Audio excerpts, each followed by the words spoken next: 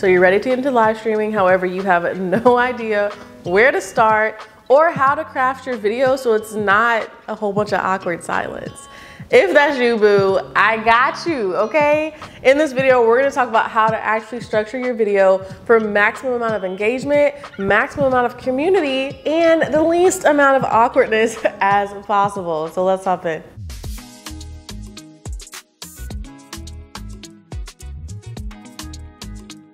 What's up, you guys, and welcome back to my channel. If you guys are new, what's up? My name is Andrea. If you guys are returning, thank you so much for coming back.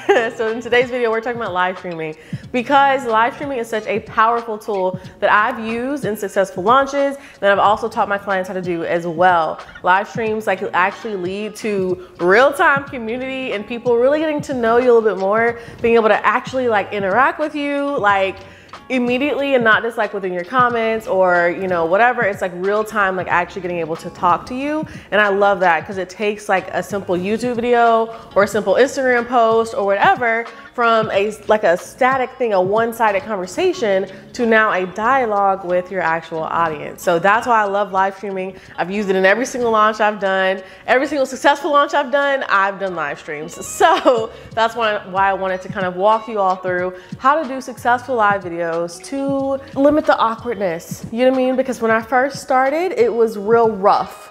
It was real rough, and so that's why we're doing this video today. So how do you start? We're gonna talk about a few steps for how you start and try again to eliminate some of the awkwardness that can come with being on live. Because if you stumble, you can't just edit it out. If you freeze and don't know what to say, you have nothing to talk about, you're just there. And so that's why I wanted to walk you guys through it, because I was really terrified within my first live video. Step number one is just to know that it's probably gonna be awkward. It's probably gonna be weird for a minute.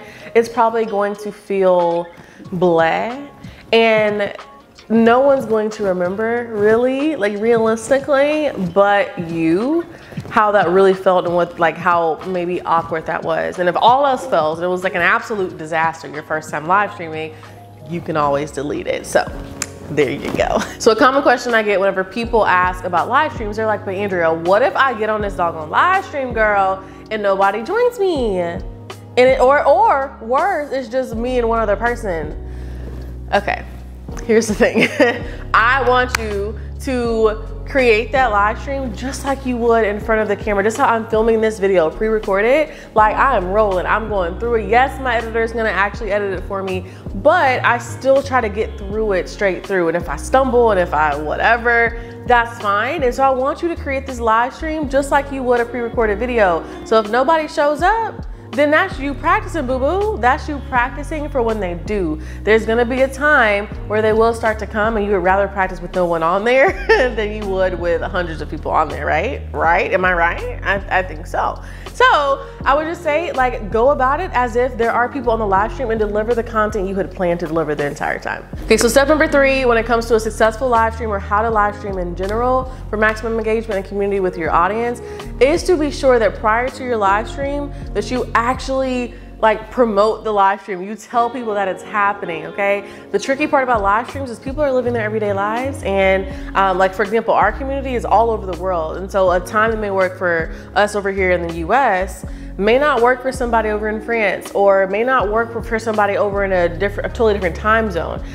But however, if I promote it via my email list, sometimes I've had times where they're like, hey, I'm up late just to come watch this live stream, and they'll remember and they'll put it in their actual calendar. So I always like to promote my live streams via Instagram, via sometimes Facebook. I'm not really on Facebook that much, but Facebook, TikTok, on your email list. I don't know if I already said that, on your YouTube channel wall. Just promote the heck out of your live stream so that people know it's happening and they know it's coming up. You've never seen a movie just come out and there was no promotion for it, and if you have, that's why you didn't see it.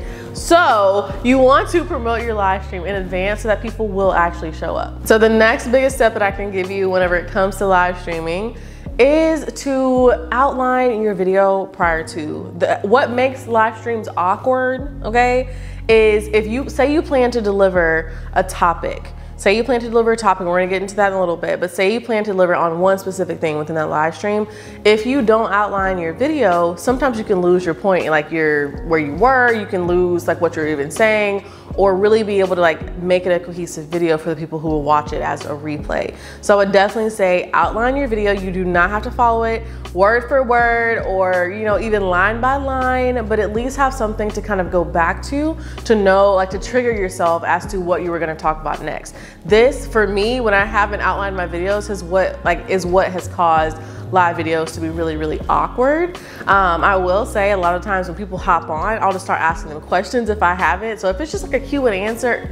If it's just a Q&A type of video or type of live video and you're just hopping on and they're asking you questions, I would still have some questions kind of teed up that you could start answering to kind of warm up your audience to then make them feel comfortable to ask you questions in general, because you don't want to just be on there and be super awkward. So the next tip actually should have come before the last tip.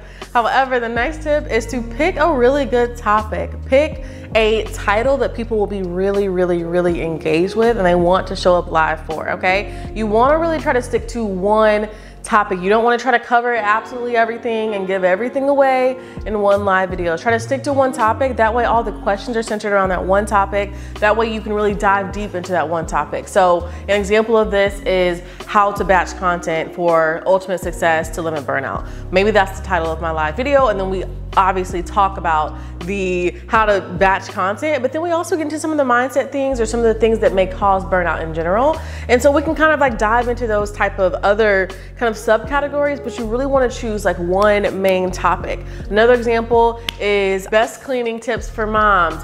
Literally how you would normally title a YouTube video, how you would normally title a podcast episode, whatever you would do, like you can still name that same live stream the same way. But again, I would just stick to that same topic in terms of like the overall live stream. Otherwise, you're gonna be like, what do I even talk about? Like, if we're just here talking about content, there's so many different things with content you can talk about. If we're just here talking about the vegan lifestyle, there's so many things we can talk about within that. Pick a very specific topic and then make it like, again, a title that people want to watch. They want to show up for live. Okay, so now it's time to actually film the video. So you're like, okay, Andrea, you didn't taught me how to do all this other stuff. Where is the actual stuff about the actual live stream, like that's actually going to happen? So what I actually use is I have this right behind me. I use the Blue Yeti microphone. I love this microphone. Is this necessary? No.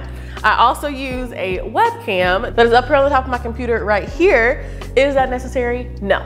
Because I can just literally use the camera that is inside of my computer as well as the microphone that's inside of my computer. So is it necessary? No. If you're doing it on your phone, I would just say prop up your phone with like a little phone tripod and you're good to go, because you don't want to be like holding it and your arm gets tired and then it's just a lot going on.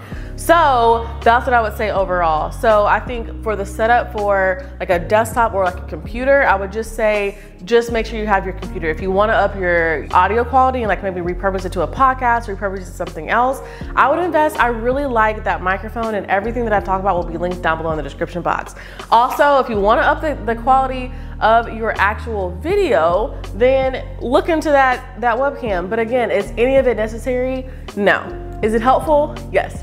Another tip or another tool that I use is called Ecamm Live. Really like Ecamm Live during live streams, like through YouTube. I can pop up, and even Facebook as well, I can pop up things on the screen. I can highlight comments. I can do like sound effects. It's just a really cool live streaming like platform that you're able to use. Really, really nice. Not sponsored. Wish it was, but it ain't. But just wanted to put you guys on it because I really like it. And I get a lot of questions on what platform it is whenever I'm actually live streaming, and they see all the different kind of bells and whistles that it comes with. So that's like my actual live stream setup of what I do whenever I'm live streaming. A lot of the times if I'm live streaming, I'm doing it literally from right here from my computer. And then sometimes I'll do it on the go in the car, but most likely 9 times out of 10, 9.5 times out of 10, I'm literally right here or in front of my laptop. So that's my setup. So as your live stream is going on, I want you to note some of the questions that you're getting asked to that are pertaining to your niche. Remember, questions are content, and so I want you to then, after your live stream, you don't have to do it in the moment of your actual live and cause more distractions.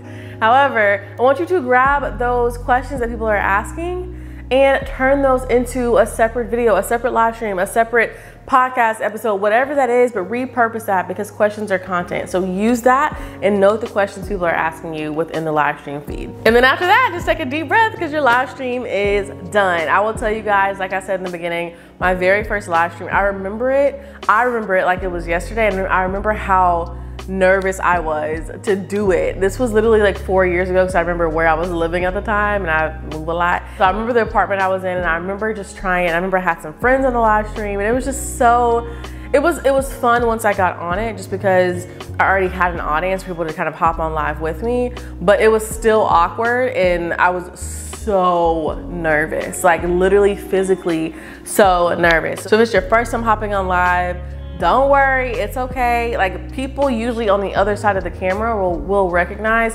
how like kind of awkward it can be on your first live stream. So tell them, hey y'all, it's my first live stream. I'm just hopping on and kind of test this out to see what's up, blah, blah, blah, whatever. But just literally like talk to your people like they're people, not just subscribers or followers or whatever. Talk to them like they're people. And just remember that as you're going through your live stream. But mine was very awkward when I first started. And again, I'm probably the only person that remembers that. And so it is what it is. So best of luck with you live streaming. I'm super excited for you as you go through this journey. If you want to learn more about live streaming, if you want to learn how to really leverage live streaming within your business and learn how to use it for launches, then I want you to come check out my free private training I have available for you, all right? It really teaches you how to use the power of YouTube and video content to really reach and engage your audience to then convert people into paid clients and customers within your business, okay?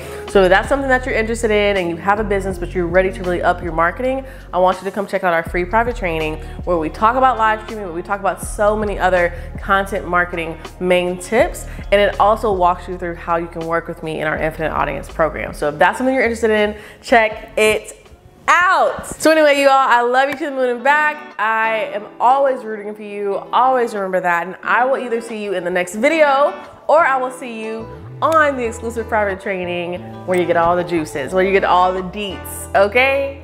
Either way, I will see you there. Thanks so much, and I love you again to the moon and back. Bye.